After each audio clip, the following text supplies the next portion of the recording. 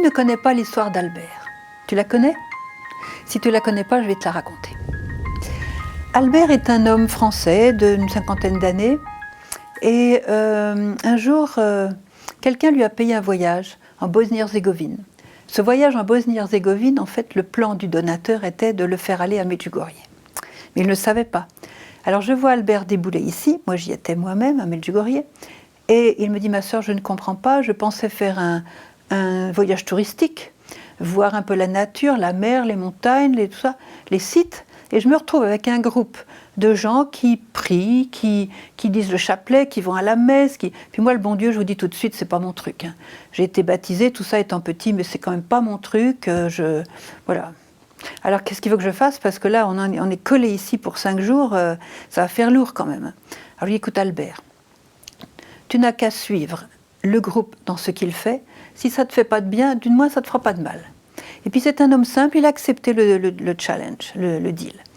Et donc, alors je le voyais tous les jours, il venait me voir, et, il me disait, et à chaque fois que je le voyais, son sourire augmentait en largeur jusqu'aux oreilles.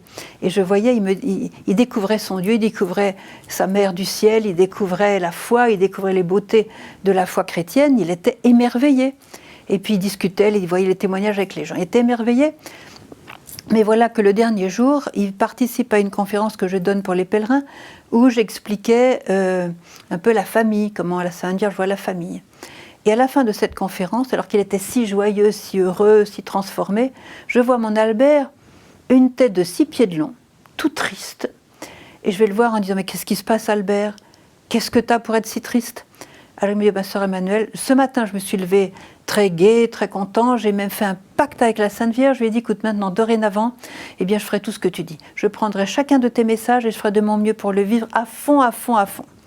Ah ben c'est bien, mais pourquoi tu es devenu triste alors? Ah ben parce que justement là, j'avais pas passé 24 heures depuis ma promesse, que voilà déjà un message que je ne peux absolument pas vivre. Lequel, lui dis-je?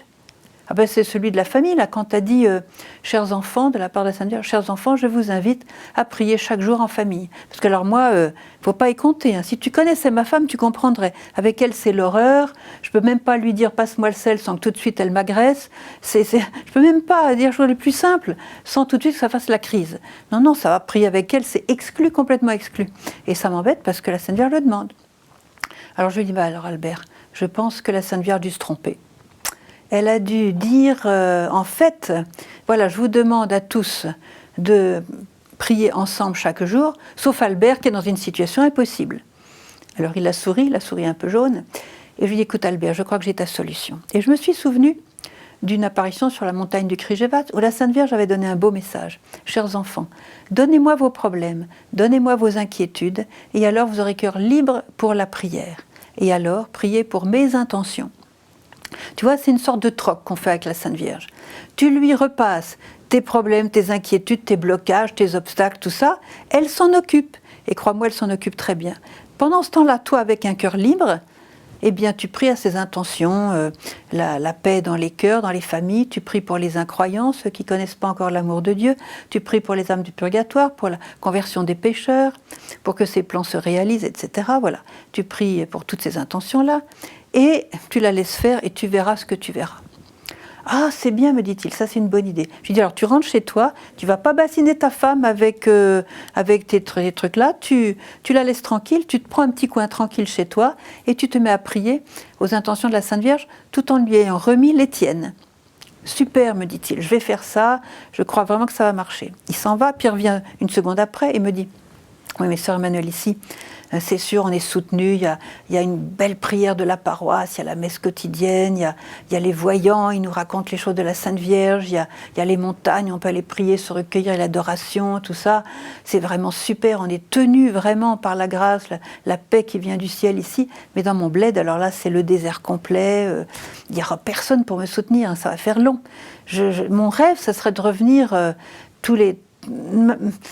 minimum tous les 6 mois pour me recharger les batteries vraiment avec le Seigneur et tout, ça va être raide.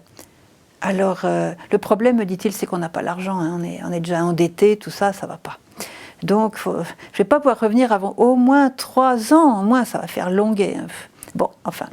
Alors je lui dis, écoute Albert, ne t'inquiète pas, la Sainte Vierge va y penser et tu vas voir. mais surtout ne te fais aucune inquiétude. Va en paix. Il est parti en paix. 3 mois plus tard, qui je vois arriver à Medjugorje dans un groupe de pèlerins? Mon Albert. Je lui dis, Albert, ben t'es revenu? Et il me fait, oui, c'est ma femme. Je dis, quoi? C'est elle qui m'a forcé. Je dis, quoi? Alors il faut que je te voie privatime. Bon, on se prend dans un petit coin et il me dit, alors je dis, mais qu'est-ce qui s'est passé avec ta femme? Alors je dis, ma sœur, vous vous souvenez du deal qu'on avait fait avec la Sainte Vierge, le coup monté qu'on avait fait ensemble? Et bien sûr que je m'en souviens.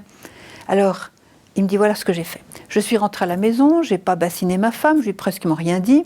Je me suis trouvé une pièce, parce que nos enfants sont partis se marier, donc j'ai une pièce libre et tout ça. Là, j'ai installé un petit autel, l'icône, le crucifix, l'eau bénite, la Bible, tout ça.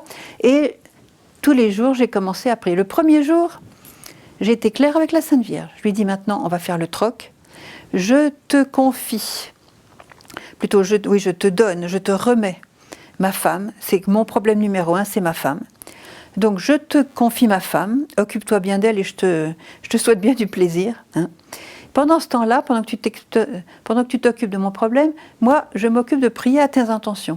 Et ma sœur, c'est ce que j'ai fait. J'ai commencé à prier pour la conversion des pécheurs, pour les jeunes, pour les âmes du purgatoire. J'ai prié pour ceux qui ne connaissent pas encore l'amour de Dieu. J'ai vraiment, alors là, fait mon chapelet, j'ai mis le paquet, hein, vraiment, pour ses intentions à elle. Je ne me suis plus occupée de mon souci.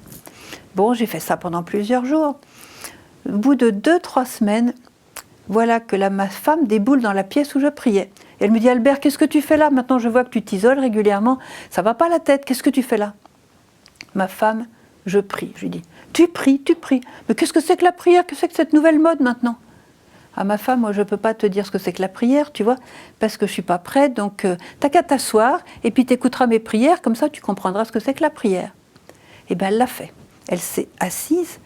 Et premier miracle, elle n'a rien dit. Alors je faisais exprès de prier à haute voix, en priant des prières spontanées, tout ça pour qu'elle entende tout. Elle ne disait rien, elle écoutait. Mais le miracle numéro 2, c'est que le lendemain, elle est revenue.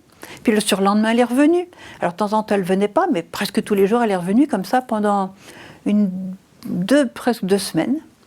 Je me disais, alors il se passe quelque chose, hein, vraiment. Alors un jour, elle a éclaté. Elle s'est levée, elle m'a dit maintenant, Albert, hein, tu vas me dire ce que c'est que ton Medjugorje, elle ne pouvait pas prononcer le nom, ton Medjugorje. Alors là, ma sœur, voyant qu'elle me posait la question, j'ai tout mis, les voyants, les prêtres, le Père Yozo, les montagnes, le chapelet, la messe, les miracles, les guérisons, les libérations, alors là, tout y est passé, ma sœur. Et vous savez pas ce qu'elle me dit à la fin? J'ai pris du temps, hein. Elle m'écoutait, elle me dit à la fin, bah Albert, si c'est ça, Medjugorje, pourquoi tu m'en as pas parlé plus tôt? Faut qu'on y aille. Oh, ma sœur, là, je me suis assise. Je ne croyais pas mes oreilles. Je me suis assise et je lui dis bêtement, tu sais, on n'a pas l'argent pour aller là-bas, hein, c'est quand même loin. Elle me dit, Albert, ne t'inquiète pas, je m'en occupe. Je m'occupe des billets. Ma sœur, les femmes sont les femmes, elles ont leurs secrets. Toujours est-il qu'on a eu les billets. Comment elle a fait, je ne sais toujours pas. Et nous voilà.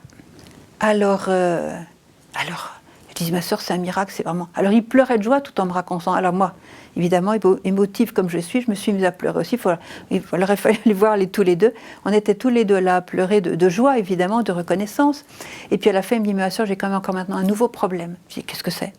Mon problème, c'est que maintenant, ma femme, elle est tellement convertie, elle prie tellement, que c'est que moi, un petit peu, j'ai du mal à la suivre. Alors on a ri. Mais après, j'ai été prendre la femme. J'ai été l'interviewer. Et je lui ai dit, Madame, comment est-ce que vous êtes venue à venir ici? Et voilà ce qu'elle m'a raconté.